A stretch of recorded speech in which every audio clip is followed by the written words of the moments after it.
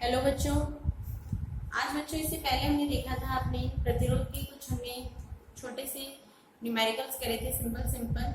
अब धीरे धीरे इसमें और ट्रिक के न्यूमेरिकल्स हमें करने हैं। इसमें आपको बताया था बच्चों, एक ट्रिक बताई थी जिससे कि जो मेनली किसके लिए है, समांतर संयोजन के लिए होती है। मेनली किसके लिए बच्चों, समांतर संयोजन के लिए। समांतर संयोजन में ही क्योंकि क्या होता है, धारा क्या हो जाती है, डिवाइड हो जाती है दो शाखाओं में, दो पार्ट्स में डिवाइड हो जाती है। क्योंकि श्रेणी में तो हमें धारा ज्ञात करने की जरूरत ही नहीं पड़ती, क्योंकि इसमें तो एक ही धारा बह रही है। सभी प्रतिरोधों में धारा अलग अलग ज्ञात करने की जरूरत किसमें पड़ती है, हमें किसमें प्राप्त जरूरत पड़ती है, समांतर संयोजन में पैरेलल रेजिस्टेंस की जरूरत पड़ती है।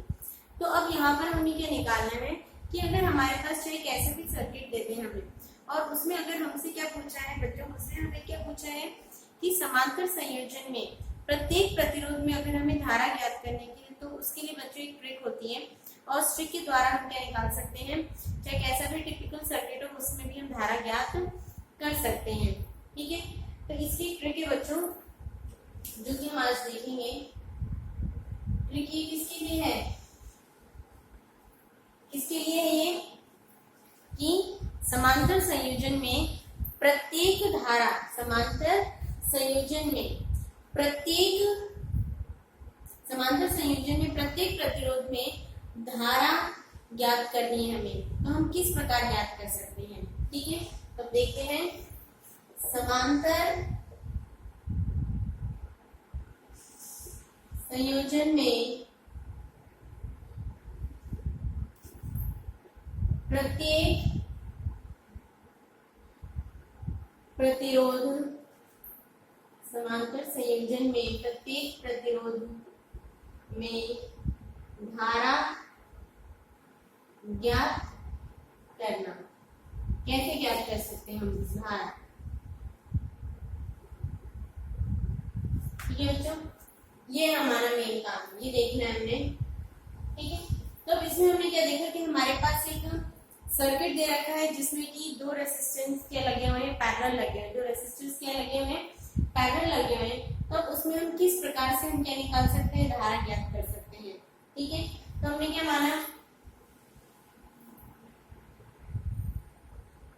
ये हमने क्या ले लिया, अपने दो रेजिस्टर ले लिए। यहाँ धारा I है, यहाँ धारा कितनी होगी I1, यहाँ धारा I2, वापस यहाँ से धारा कितनी निकल गई बाहर, I1 कर देंगे। ठीक है, हमने ये ले लिया। ये है हमारा R1, ये R2, दोनों पे पोटेंशियल कितना होगा यहाँ पे, V0। ठीक है, पोटेंशियल क्या होगा, सेम होगा। अब देखो बच्चों, इस तरह का अगर कोई भी क्वेश्चन है, क्योंकि हमें पता है कि समांतर परिपथ है, तो उसमें दोनों शाखाओं में धारा I क्या होगी, विभाजित हो जाती है। तो ऐसी कंडीशन में देखो कैसे सॉल्व किया जाएगा। सबसे पहले तो कि हम क्या करते हैं कि यहाँ पे हमें जो I1 और I2 की वैल्यू निकालेंगे। हम I1 I2 किसके बराबर होगा बच्चों, I1 is equals to B upon R1, B तो सेम रहेगा। I2 is equals to B upon R2, ये होगा। I1 is equals to B upon R1 और I2 is equals to B upon R2 होगा। ठीक है, अब अगर हम I1 और I2 का क्या लें, अनुपात लें कि I1 is to I2, I1 अनुपात 2 किसके बराबर होगा, इसे B upon R1 is to B upon R2 लिख सकते हैं बच्चों इस तरह से। I1 I2 का हमने क्या ले लिया, अनुपात ले लिया, तो उसको हमने लिख लिया B अपॉन R1 और इसी को B अपॉन R2 लिख लिया। B से B क्या हो गया, कैंसिल हो गया, तो हमारे पास क्या आ गया, 1 upon R1 is to 1 upon R1।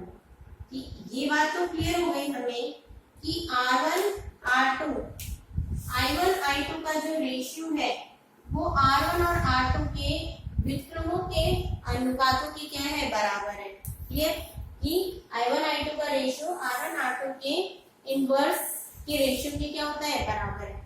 अब यही कंडीशन हमने यूज में लेनी है और वैल्यू निकालनी है हमें। ये सूत्र हमें यूज में लेना है कि हमें V नहीं पता है, अब कैसे निकालोगे आप, V नहीं पता आप कैसे निकालोगे, इसमें हम I1 I2 की वैल्यू निकालनी, सिर्फ हमें R1 R2 दे रखा है। अब कैसे निकालेंगे हम सीधा उन दोनों के जो रेजिस्टेंस दे रखे हैं उनका क्या ले लेंगे, व्युत्क्रम लेंगे और उनका रेशियो ले लेंगे। इट मींस ये दोनों धाराएं भी क्या इसी रेशियो में है। ठीक है, अब इसको सॉल्व कैसे करते हैं, देखो बच्चों, इसको सॉल्व करने का जो तरीका है उसमें हम इस प्रकार से इसे सॉल्व कर सकते हैं। अब हमने क्या लिया है, यहाँ पर एक क्वेश्चन लेके चलते हैं, तब आपको समझ में आएगा। क्वेश्चन लेके चलते हैं। अब यहाँ पर हमने ये R1 3 ओम ले लिया, ये कितना ले लिया 6 ओम ले लिया। क्लियर? यहाँ पे हमने R1 कितना ले लिया 3 ओम ले लिया और R2 कितना ले लिया, यहाँ पे हमने 6 ओम ले लिया। ठीक है बच्चों, तो अब देखो इस प्रकार के क्वेश्चंस को हम कैसे हल करेंगे। अब आपसे पूछा है कि प्रत्येक प्रतिरोध में धारा ज्ञात कीजिए, तो प्रत्येक प्रतिरोध में धारा कैसे ज्ञात करोगे आप? सबसे पहली चीज कि ना ही आपको V दे रखा है यहाँ पे, अब धारा कैसे ज्ञात करेंगे, हम V नहीं दे रखा। तो अब देखो बच्चों तरीका यही है, कंडीशन यूज में लेनी है। ठीक है, क्या लेनी है, कंडीशन यूज में लेनी है हमें। अब आपको I1 और I2 की वैल्यू आपको कहीं कहीं तो क्या होगी दे के रखी होगी, कहीं पर I1 I2 की वैल्यू क्या होगी दे के नहीं रखी होगी। तो अब ऐसी कंडीशन पे हम क्या करेंगे, सपोज अब यहाँ पर अगर हम यहाँ पे पहले I की वैल्यू लेके चलते हैं। सपोज I हमें कितना दे रखा है, यहाँ पे 6 एम्पियर दे रखा है। I कितना दे रखा है 6 एम्पियर, 6 एम्पियर जा रहा है और 6 एम्पियर ही क्या हो रहा है बाहर आ रहा है। जब यहाँ पे गया तो I1 और I2 में क्या हो गया डिवाइड हो गया। ठीक है, तो यहाँ से इस तरह से इसको हल करेंगे। ठीक है, कैसे हल करेंगे, सबसे पहले तो हम I1 is to I2 किसके बराबर होगा 1/3 is to 1/6 के बराबर होगा। जो चीज हमने निकाली थी वही चीज लिखनी है यहाँ पे। क्लियर है यहाँ तक, तो कोई डाउट नहीं, ये लिख लिया हमने। अब हम क्या करेंगे यहाँ पे बच्चों, ये इसके बराबर है। अब यहाँ से I1 I2 का क्या निकालेंगे, हम अनुपात निकालेंगे। अब ये किस रूप में आपका फ्रैक्शन फॉर्म में, तो इसको फ्रैक्शन फॉर्म में चेंज करने के लिए, इंटीजर फॉर्म में चेंज करने के लिए हम क्या करें कि 3 को किसी ऐसे नंबर से गुणा कर दें, दोनों को सेम ही नंबर से गुणा करें ताकि फ्रैक्शन फॉर्म में ना रहे, अनुपात रूप में ना रहे। ठीक है, तो सब सिंपल सी चीज है, इसको हमने 6 से कर दिया गुणा और इसको भी 6 से क्या कर देंगे गुणा कर देंगे। हम मोस्टली आप सभी जितने भी अनुपात निकालेंगे उसमें कोई एक टर्म से क्या कर देंगे गुणा कर देंगे, दूसरा भी इससे क्या हो जाएगा कट जाएगा। 6 से गुणा करने पर क्या हो गया हमारे पास, ये तरीका हम बहुत बार अपना चुके हैं। 6 से ऊपर से गुणा कर देंगे, फिर भी 6 से गुणा कर देंगे, तो हमारे पास क्या आ जाएगी वैल्यू, ये क्या हो गया 2:1। इट मींस I1 और I2 किस अनुपात में है 2:1, मतलब जितना भी हमारे पास 6 एम्पियर यहाँ पर गया है उसका 2 भाग, तो कितना भाग यहाँ पे चला गया, टोटल कितना है ये 2 + 1, टोटल कितना है ये 3 है। आई बात समझ में, उसमें 2/3 भाग तो किसमें चला गया I1 ले गया और 1/3 भाग किसमें गया I2 में गया। कहने का मतलब ये है बच्चों। ठीक है, ये केवल किसको बता रहे हैं, उनके अनुपातों को बता रहे हैं। ठीक है, तो ये हमारे पास आ गया। इट मींस कुल धारा यहाँ पे कितनी है, यहाँ पे कुल धारा कितनी थी I1 + I2 कितना है यहाँ पे 6 के बराबर है। ठीक है, और अनुपात का सम हमारे पास कितना आ रहा है 3 आ रहा है। बच्चों ये कॉम्पिटिटिव एग्जाम्स में भी सिखाया जाता है आपको इस तरह का हल किस तरह से निकाला जाता है, इसका हल भी समझाया जाता है।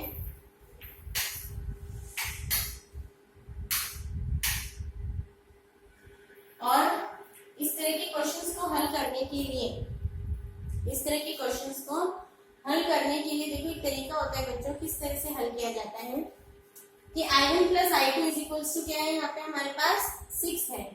ठीक है, तो जो भी अनुपात होता है हमेशा कोई बहुत बड़ी आपके पास क्वेश्चन होता है, मैथ में भी इस तरह के क्वेश्चन आते हैं, उसमें हम क्या करते हैं, हम अनुपात निकाल लेते हैं और दोनों अनुपातों का जो योग है वो किसके बराबर होगा, कुल धारा के तो बराबर है। ये दोनों अनुपात किसको व्यक्त कर रहा है, दोनों धाराओं को व्यक्त कर रहा है, दोनों धाराओं के योग को व्यक्त कर रहा है। तो यहाँ पर इन दोनों का जो सम होगा वो 3, वो किसके समतुल्य होगा 6 के समतुल्य होगा। किसके समतुल्य होगा बच्चों 6 के समतुल्य होगा। ये तो एक एक करके हम धारा निकालेंगे, तो कैसे निकालेंगे, I1 निकाल रहे हैं तो I1 के लिए कैसे लिखेंगे हम, I1 के लिए क्या है भाग हमारे पास 2 पर लिख दिया, कितने में से 3 में से, 3 में से I1 में कितना भाग है 2 भाग है। ठीक है, और यह भी बताया कि किसको व्यक्त कर रहे हैं, दोनों के योग को, और टोटल धारा कितनी 6, तो 3 जो होगा वो किसके समतुल्य होगा 6 के समतुल्य होगा। यहाँ पे नीचे जो लिखा जाएगा वो यहाँ पर उसके समतुल्य वाली भाग चीजें लिखी जाती है। ठीक है, ये मैथ में भी आपने बहुत बार करके देखा होगा।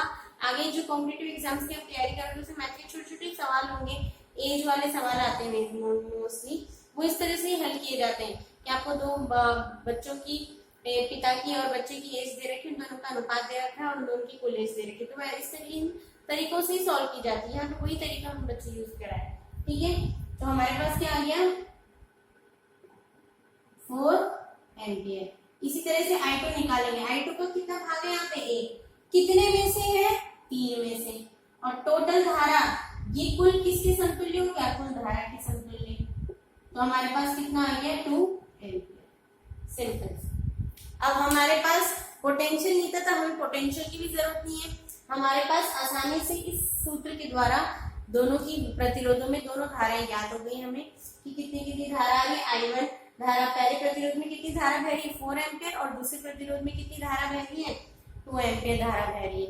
क्लियर है बच्चों? तो ये तरीका है, इस तरीके से हम चाहे कैसे भी सवाल आ जाए, चाहे हमारे पास कितने भी प्रतिरोध दे दें हमें, वो हम हल कर सकते हैं आसानी से। ठीक है बच्चों, समझ में आ गया? दोबारा देख लो। पैरेलल रेजिस्टेंस से सबसे पहले हमने क्या निकाला, I1 और I2 का अनुपात निकालेंगे। निकाल लिया हमने। I1:I2 का अनुपात क्या है यहाँ पे 1/3:1/6। अभी हमारा फ्रैक्शन फॉर्म में, अनुपात रूप में, तो अनुपात रूप में तो वैल्यू को हम लेके नहीं चल सकते, तो उसको हमने किसमें, इंटीजर पूर्णांक के रूप में परिवर्तित करने के लिए एक ऐसे नंबर से मल्टीप्लाई कर दो जो दोनों उससे क्या होते हैं, वो गुणा होते हैं, या दोनों उनसे क्या हो जाए, आसानी से भाग दे दें उन्हें। तो मोस्टली एक नंबर यहाँ पे दोनों में अपने आप आपको मिल जाएगा। 6 से हम क्या कर दें, गुणा कर दें, यहाँ पे भी 6 से क्या कर दें, हम गुणा कर दें, तो हमारे पास 2:1। आगे अनुपात किस रूप में, आगे दोनों धाराओं का अनुपात 2:1 के रूप में। तो ये पहली धारा का जो अनुपात है वो कितना भाग है, 2/3 भाग। पूरी कुल धारा का 2/3 भाग I1 में गया, और कुल धारा का कितना भाग, 1/3 भाग किसमें गया, किसमें गया बच्चों, 1/3 भाग किसमें गया, I2 में गया। इस तरह से तो हम निकालते हैं कि आपको बोल देंगे कि एक आपको दो भाई बहन है, ठीक है, दोनों भाई बहन है, आप उनको इस तरह से क्वेश्चन में आते हैं कि A और B दो दोस्त हैं, उन दोनों की जो उम्र है उनका अंतर कितना है, 5 इयर्स है। दोनों की उम्र में अंतर कितना है, 5 इयर्स है। ठीक है, अंतर दे रखा है कि दोनों की उम्र में कितना अंतर है, 5 इयर्स है, और दोनों की उम्र का क्या दे रखा है, अनुपात दे रखा है। ये किस अनुपात में है, ये किस अनुपात में है,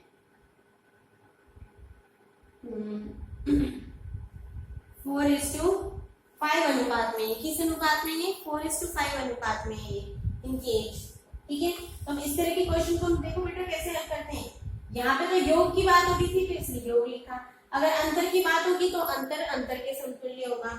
तो यहाँ पे मतलब इनकी कुल एज कितनी होगी, 4+5 कितना हो गया यहाँ पे 9। मतलब पहले वाले दोस्त की जो एज है उसका कितना भाग, 4/9, और बाकी का शेष भाग 5/9 क्या है, उसका है। ठीक है, तो इसको हल करने के लिए ऐसे करेंगे कि पहले वाले की निकालेंगे तो 4 बटे कितने में से, 9 में से। अब यहाँ पर अंतर अगर 5 लिखेंगे तो गलत हो जाएगी, क्योंकि ये क्या दे रखा है, अंतर दे रखा है।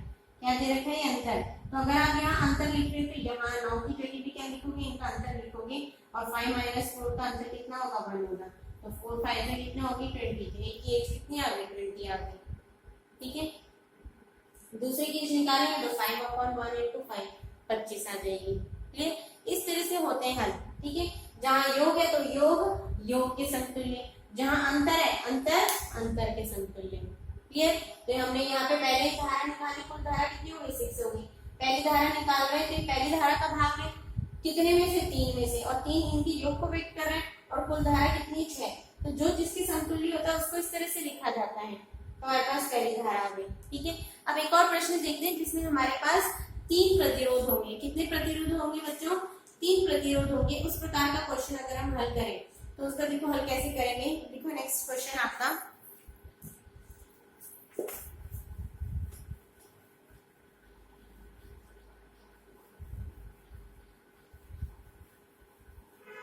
देखो नेक्स्ट क्वेश्चन है हमारा, ये प्रतिरोध दे रखा है आपको,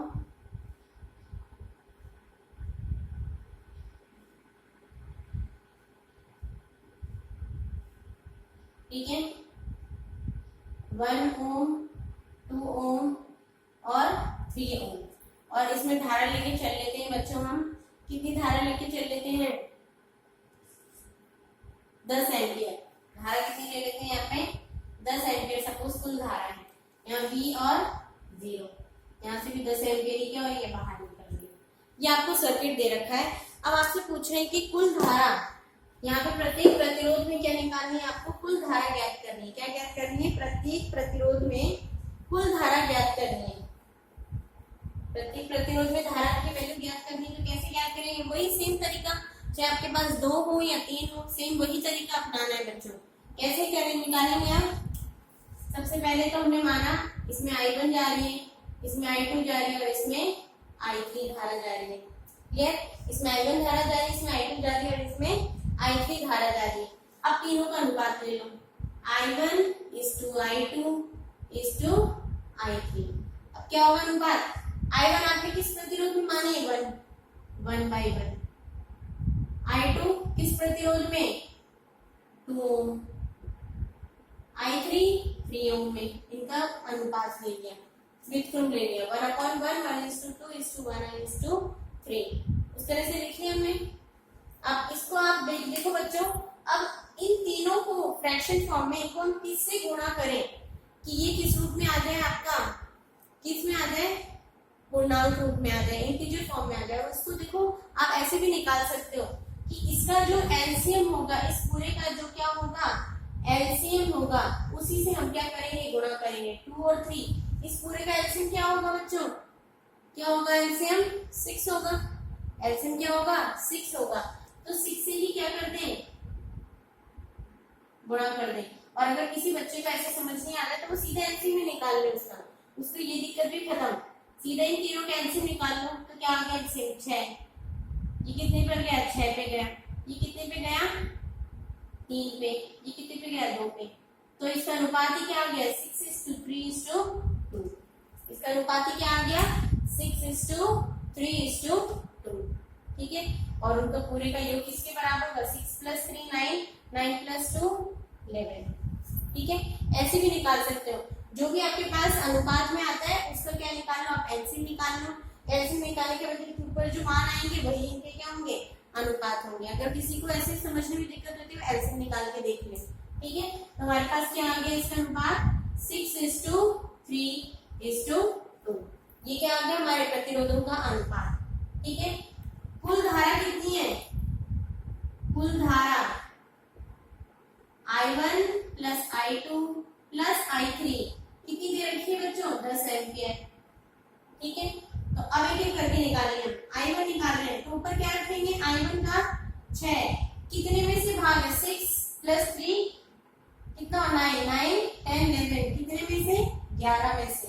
11 इसका पूरा भाग को वेट कर रहा है और कुल धारा कितनी है, 10।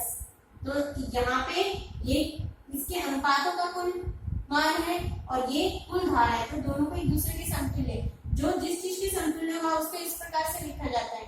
जब आपने आगे भी पढ़ा है, कॉस्ट प्राइस पढ़ा है, सेलिंग प्राइस पढ़ते हैं, क्रय मूल्य विक्रय मूल्य, उसमें भी इसी प्रकार से करते हैं। उसको 100 मान के चलते हैं, तो यहाँ पे 100 लिखे तो वहां पे उसके समतुल्य ही मान लेके चलते हैं। क्लियर, वही सेम चीज यहाँ पर, ये तरीका यहाँ पर भी वही तरीका यूज में लिया हमने। ठीक है, तो ये हल करा हमने, क्या आ गया हमारे पास, 60/11। ठीक है बच्चों, क्या आ गया हमारे पास आंसर, 60/11। ठीक है, अब इसी तरह से आगे आगे हम क्या करेंगे, सॉल्व करेंगे। I2 की वैल्यू की क्या आ जाएगी हमारे पास, 3/11 × 10 कितना आ गया, 30/11 एम्पियर। I3 कितना आ गया, 2/11 × 10 कितना आ गया, 20/11 एम्पियर। बस प्रत्येक प्रतिरोध में धारा निकालने और इतने छोटे से में सॉल्व हो गया। ऐसा कोई क्वेश्चन आ जाता है बच्चे सोचने लग जाएंगे पता नहीं हमें क्या निकालना है, कैसे हल होएगा, कुछ भी नहीं करना। जहाँ पे आपको समांतर कॉम्बिनेशन दिख गया, हमें पैरेलल कॉम्बिनेशन दिख गया और प्रत्येक प्रतिरोध में धारा कुछ नहीं, सीधा ये कर निकालना है, ये तरीका अपनाना है, फटाफट से सारा सॉल्व हो जाएगा आपके पास। ठीक है बच्चों, ये तरीका यूज में लेना है। अब देखो चाहे आपके पास कितना बड़ा प्रतिरोध था या नहीं था, आपका आराम से क्या हो गया, क्वेश्चन हल हो गया। ठीक है, अब हम एक और क्वेश्चन देखते हैं जिसमें कि आपका सीरीज भी जुड़ा होगा साथ में, ठीक है, और उसमें आपको वैल्यू निकालनी है। दोनों तरीके देखें। नेक्स्ट क्वेश्चन देखते हैं। एक और क्वेश्चन देखते हैं जिसमें सीरीज प्रतिरोध सीरीज कॉम्बिनेशन भी होगा, साथ में पैरेलल भी होगा, ठीक है। तब आप करके देखो किस तरह से वैल्यू निकालते हैं आप। देखा हमें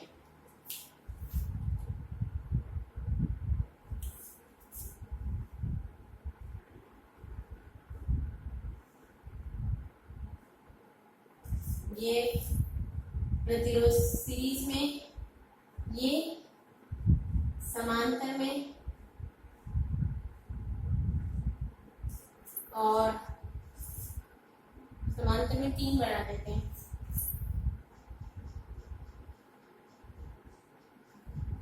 अब यहाँ कुल धारा नहीं दे रखी बच्चों, पोटेंशियल दे रखा है 10 ओम।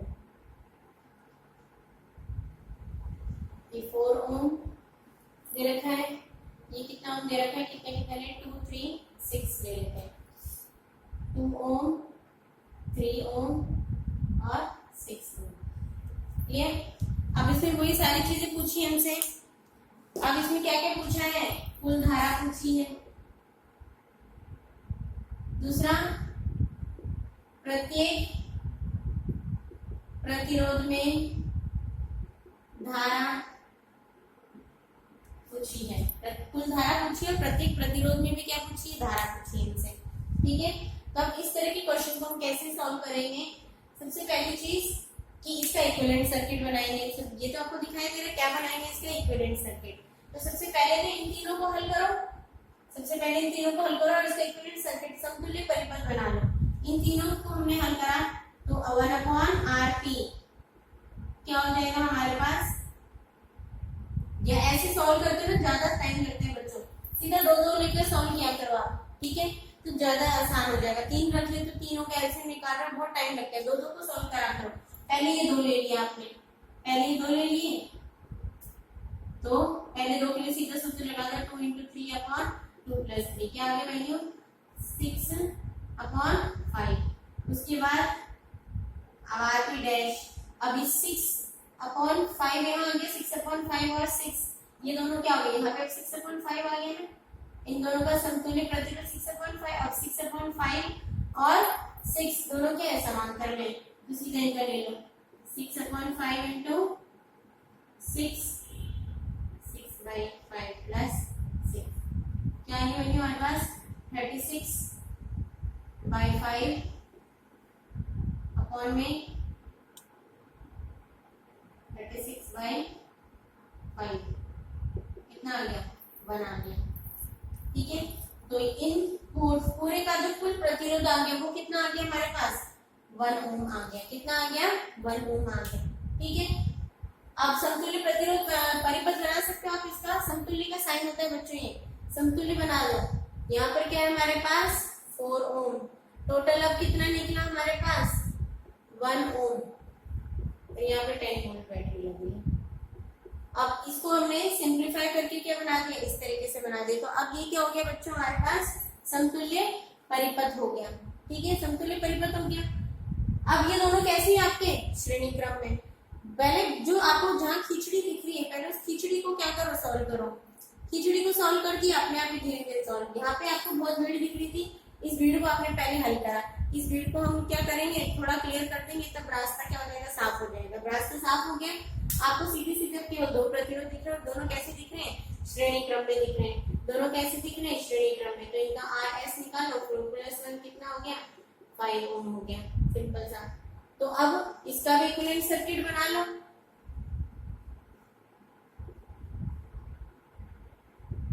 कुल प्रतिरोध कितना हो गया, R कितना हो गया 5 ओम हो गया या 10 वोल्ट। अब धारा कितनी बह रही है इसमें, I सीधा निकाल लोगे। I = V/R, V कितना है 10, कुल प्रतिरोध कितना है 5, तो कितना आ गया हमारे पास 2 एम्पियर। अर्थात कुल धारा कितनी बह रही है इसमें 2 एम्पियर बह रही है, ठीक है। ये तो हो गया क्लियर। अब अगर आपसे पूछा है प्रत्येक प्रतिरोध में, सबसे पहली चीज की क्लियर हो गई, जब कुल परिपथ में धारा 2 एम्पियर बह रही है तो यहाँ पर भी कितनी धारा बनेगी 2 एम्पियर बनेगी। इट मींस सबसे पहली चीज क्लियर की इस वाले रेजिस्टेंस में तो कितनी धारा बह रही है, 2 एम्पीयर, इसमें तो निकालने की जरूरत ही नहीं है। क्लियर, इसमें कितनी धारा बह रही है, 2 एम्पीयर। अब ये धारा यहाँ से यहाँ तक तो 2 एम्पीयर है, उसके बाद क्या हो गई, 3 पार्ट्स में डिवाइड हो गई, 1 2 3। अब आप कह सकते हो कि ये वाली धारा हो गई I1, ये हो गई हमारी I2 और ये हो गई हमारी I3। आएगा समझ में कि पहले वाली शाखा में I1 धारा चली गई, फिर I2 चली गई, फिर I3, लेकिन एट लास्ट जब यहाँ से निकल रही तो कितनी निकल रही है, 2 एम्पीयर ही निकल रही है। I बराबर कितनी निकल रही है, 2 एम्पीयर ही निकल रही है। अब यहाँ से I1 I2 I3 की वैल्यू निकालनी। अब वो टेक्निक आप यूज में जो आपको बताई थी, ठीक है, वो टेक्निक हमने यूज में ली, I1 I2 अब हर बच्चे अब जिनको ये टेक्निक नहीं पता होगी वो हर एक अलग अलग से निकालेंगे, I1 I2 I3 ऐसे करके। लेकिन जो अगर आपको सुटेबल लगता है तो आप अलग से भी निकाल सकते हो। और ये तरीका है तो बहुत ही सिंपल, तीनों एक साथ निकल आते हैं। इसमें I3 1/2 is to 1/3 is to 1/6। इस पूरे का एलसीएम कितना आएगा, 6 आएगा।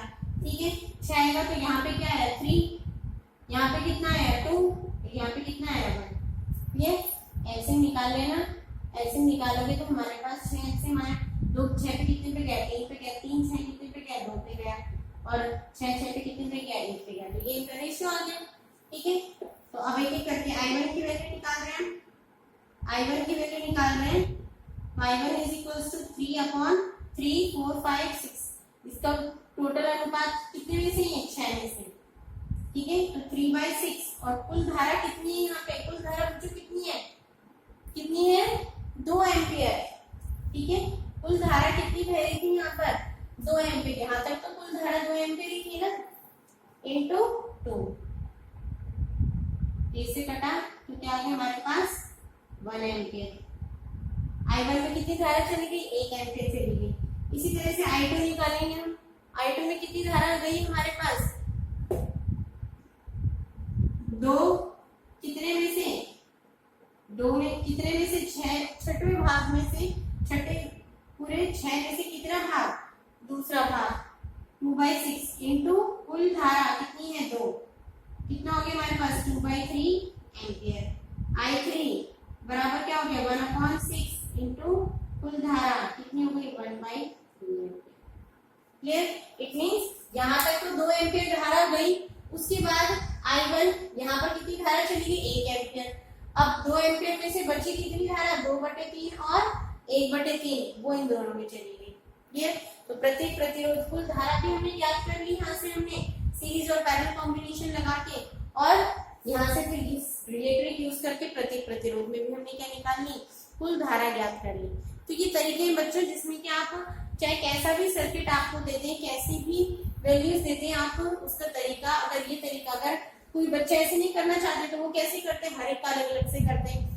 इसमें अब आपको क्या निकालना पड़ता, यहाँ का 10 वोल्ट है, पहले हर एक का क्या निकालोगे, V निकालते, बहुत बड़ा हो जाता है ना। इससे पहले वाले में आपको एक क्वेश्चन भी बताया था ऐसा, इसलिए आपको बताया था ताकि आप दोनों में कंपैरिजन करो और पता चले कि हाँ भाई ये आसान तरीके है, जल्दी हो जाएगा। अब क्या यहाँ पर भी 10 वोल्ट था, नहीं था, यहाँ से लेकर यहाँ तक है 10 वोल्ट, दोनों टर्मिनल्स के बीच में पोटेंशियल कितना है 10 वोल्ट। यहाँ पे पोटेंशियल अलग है, यहाँ पे पोटेंशियल डिफरेंस अलग है। क्लियर, इन तीनों के लिए तो सेम है, लेकिन यहाँ से यहाँ तक तो अलग है ना। पहले इनका पोटेंशियल डिफरेंस निकालते हैं, इसका निकालते हैं, कितना टाइम लगता है ना टाइम, तो अब हमें उसकी जरूरत ही नहीं है। हमने ये ट्रिक यूज में ली और हमें सीधा वैल्यू निकाल ली। सिर्फ हमें R1 R2 R3 की वैल्यू चाहिए जो हमें दे रखी, पोटेंशियल की जरूरत ही नहीं है, सीधा हमें वैल्यू निकालनी है। क्लियर बच्चों, ये तरीके से आप क्वेश्चन करोगे तो अच्छे से हो जाएंगे।